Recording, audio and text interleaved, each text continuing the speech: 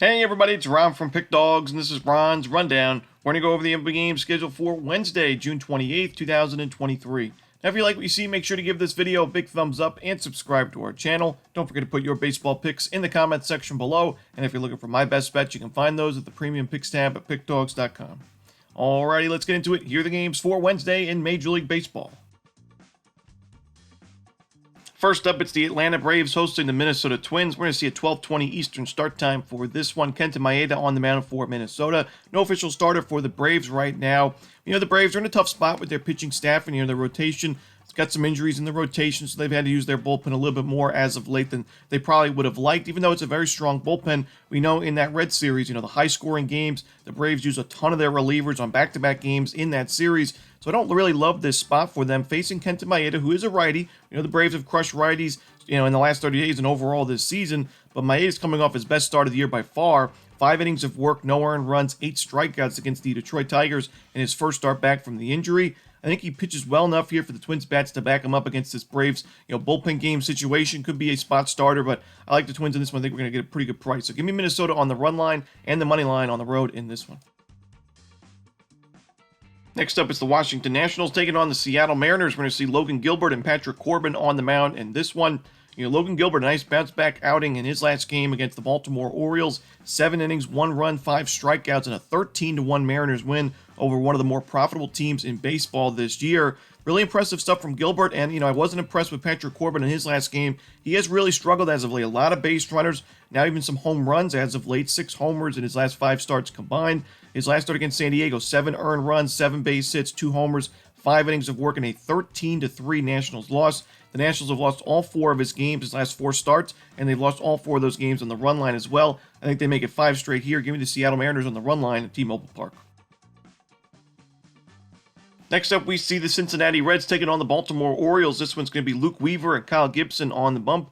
Now, I think we see a high-scoring game, just similar to what we saw in the first game of this series. Don't really trust either of these options on the mound. Luke Weaver now an ERA at 6.86 on the year, giving up a lot of sharp contact, a lot of home runs. His last 8 1/3 innings, 17 base hits, and 10 earned runs. 2 home runs to go with it against the Braves and the Astros. 2 strong lineups, but the Orioles are a very strong lineup as well, especially against right-handed pitchers. So I don't like Weaver's chances. But Kyle Gibson, his last outing, one of his worst of the season, he was pitching okay for Baltimore, but now his ERA is above 4 on the year. His last start, 3 innings of work, 5 earned runs, 7 base hits against the Seattle Mariners. That was that Logan Gilbert start, the 13-1 final score. I think we're going to see a high-scoring game here at Camden Yards. Give me the over between Cincinnati and Baltimore. Next up, we see the San Diego Padres taking on the Pittsburgh Pirates. Blake Snell and Mitch Keller are your starters. Now, we took the over in the previous game, but I like the under here in San Diego, Pittsburgh. Blake Snell's been one of the hotter pitchers in baseball recently. Look at his last 3 starts. He goes at Colorado against the Rockies in Coors Field. He goes against the Tampa Bay Rays, the best team in baseball record-wise, and then the San Francisco Giants on the road, one of the hotter teams in the league, one of the more profitable teams in the last 30 days. He goes a combined 19 innings of work, only 1 earned run in those 3 starts, and 35 strikeouts. All 3 of those starts, double-digit strikeout performances. Blake Snell now facing a Pittsburgh Pirates team that's not been great against lefties in the last month. I think he pitches well here. On the other side, Mitch Keller, overall, good numbers, a 3.45 ERA. Was pitching a little bit better towards the beginning of the season. Had some issues at the end of May into the beginning of June. But his last outing, 7 innings, 1-run ball against the Miami Marlins. I think he pitches well here against a Padres team that just hasn't been able to figure it out against right-handed pitchers this year consistently. Give me the under here in San Diego, Pittsburgh. Next up, we see the San Francisco Giants taking on the Toronto Blue Jays. We're going to see Logan Webb going for San Francisco. No official starter for the Blue Jays right now, but I am seeing Chris Bassett listed on ESPN, so he could very well be the starter that goes. To me, it's tough to go against the Giants and Logan Webb right now. I mean, this team has been super profitable, like I mentioned, in the last 30 days. And Logan Webb is Mr. Consistency and Mr. Efficiency. He gets a lot of ground ball outs, so he can really go deep into ball games. We've seen in his last 5 games, 4 of those 5 starts, Webb went 7 innings or more. So I do think, keeping the ball on the ground is really important against this strong Blue Jays lineup. I think Webb puts together a quality start. And Chris Bassett, if he is on the mound in this game for Toronto, is not in good form going into this one. He struggled in his last game at the Rogers Center, where we know Bassett has been much better at home than on the road. 4 earned runs and a home run in 5 innings of work, and a 5-4 Blue Jays loss in that start. The Blue Jays have lost all 3 of his last 3 outings. So give me the San Francisco Giants on the road on the money line. Next up, we see the Miami Marlins taking on the Boston Red Sox. Braxton Garrett going for Miami. No official starter for the Red Sox.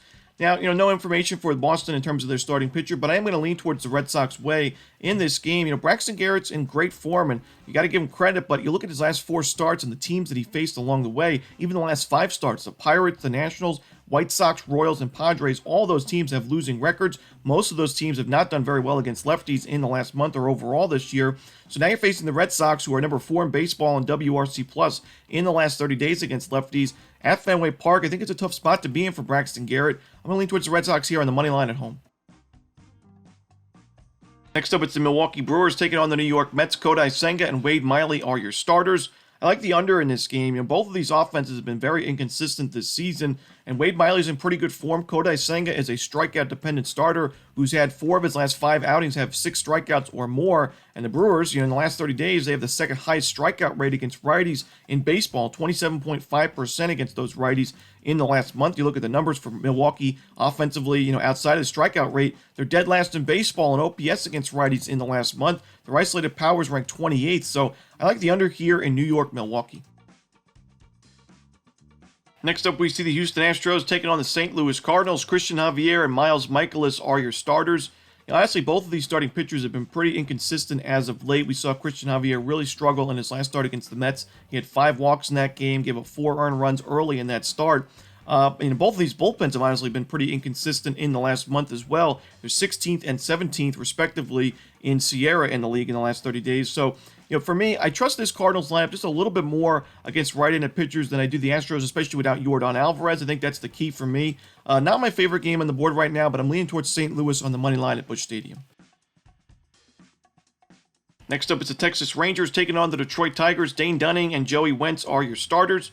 The Rangers have hit lefties very well in the last month, where they're number 3 in baseball in team OPS, number 3 in WRC+, and they're also in the top 10 in isolated power. Joey Wentz has been pretty inconsistent this year, and more so to the negative side. 1-8 record with a 6.72 ERA, a 7.48 ERA on the road. Now, he has made some improvements in his last few starts, giving up 3 earned runs or fewer in those last 3 outings, but he doesn't usually pitch too deep into ball games. His control can be off at times, and on the road here, I don't like his chances against a solid starter in Dane Dunning. So give me the Texas Rangers on the run line at Globe Life Field.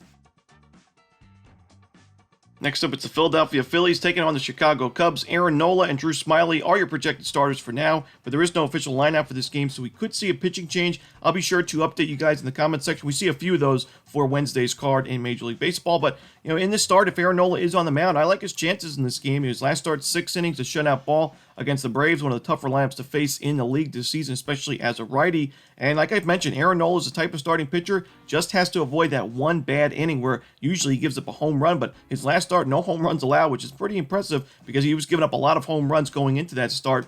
Drew Smyly, he's been solid for the Cubs this season. The Phillies have hit lefties pretty well this year, though, and I do think the Phillies have the better bullpen in this game, so I'm going to take the Philadelphia Phillies on the money line on the road. Next up, we see the Kansas City Royals hosting the Cleveland Guardians. Logan Allen going for Cleveland. No official starter for the Royals right now. The Royals have hit lefties pretty well as of late. They're actually top 10 in baseball in WRC plus against lefties in the last month, but Logan Allen had a nice bounce-back outing in his last start against the A's. 4 innings of work, 5 strikeouts in a 6-1 Guardians win. And even when Logan Allen has struggled, like his games against the Padres or the Astros, the Guardians back him up, whether it's the bullpen or the lineup. Allen's been a winning machine for the Guardians as of late. They've won each of the last 5 of his starts and 6 of his last 7. So with the Royals going with more than likely a bullpen game here, not a great bullpen and a team that overall has just lost a lot of games this season, I don't really like Kansas City's chances, even if they do get to Logan Allen early in this start. So give me the Cleveland Guardians on the money line on the road. Next up, it's the Los Angeles Dodgers taking on the Colorado Rockies. No official starter for Los Angeles right now. We should see Kyle Freeland going for the Rockies for the home team. Now, Kyle Freeland's been better at Coors Field this year. He's got a 3.42 ERA at home, which is pretty impressive.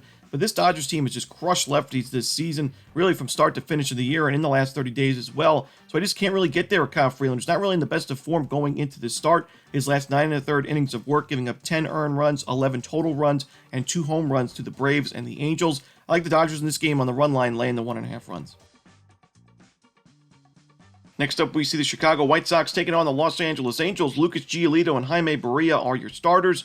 Now, I mentioned a few times recently that the White Sox, they've been pretty much known for the last couple of years as lefty killers, but in the last 30 days, it just hasn't been the case. They're right around league average in isolated power, but well below average in OPS, WRC+, walk percentage, strikeout percentage, very steep strikeout rate at 26%. So Jaime Barria has been solid. I prefer him more as a reliever, but he's been decent as a starting pitcher as well. And Lucas Giolito, even though he's got good numbers overall this year, mostly at guaranteed rate field, where he's got really good numbers. On the road, though, a 4.64 ERA and 42 2/3 innings just hasn't been the same on the road. Facing a tough Angels lineup, give me the Los Angeles Angels on the money line at home. Next up, it's the New York Yankees taking on the Oakland Athletics. Domingo Germán and JP Sears are your starters. I got to take the Oakland A's in this one. Domingo Germán is just not in good enough form for me. 5 1/3 innings in his last 2 starts, giving up 15 base hits, 17 total runs, 15 of those were earned, and 5 home runs, and a 15-5 loss and a 10-2 loss for the Yankees. The Yankees have also not been hitting lefties very well in the last 30 days. Second highest strikeout rate, third lowest walk rate, and the 26th ranked WRC+ against lefties. JP Sears has a 3.09 ERA at home this season. He's been probably the best starting pitcher for the A's overall in 2023. Give me the Oakland A's here on the money line at home.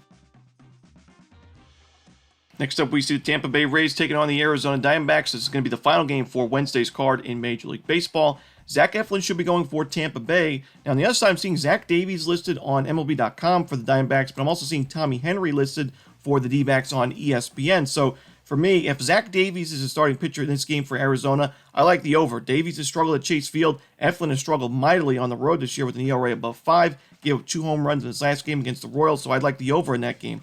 If Tommy Henry's a starter for Arizona, I would lean towards Arizona and still the over. Henry's been much better at Chase Field this year with a 3.5 ERA. The Rays have not been great against lefties as of late. You look at their numbers, they're right now 22nd in baseball in WRC+ against lefties. So Arizona, if Tommy Henry's on the mound, the over if Zach Davies is on the bump. And that's it. Those are the games for Wednesday in Major League Baseball. Hope you enjoyed this video. If you did, don't forget to hit that like button and subscribe. And don't forget to put your baseball picks in the comments section below. Again, if you're looking for my best bets, you can find those at Pickdawgz Premium. As always, this is Ron Romanelli. Good luck.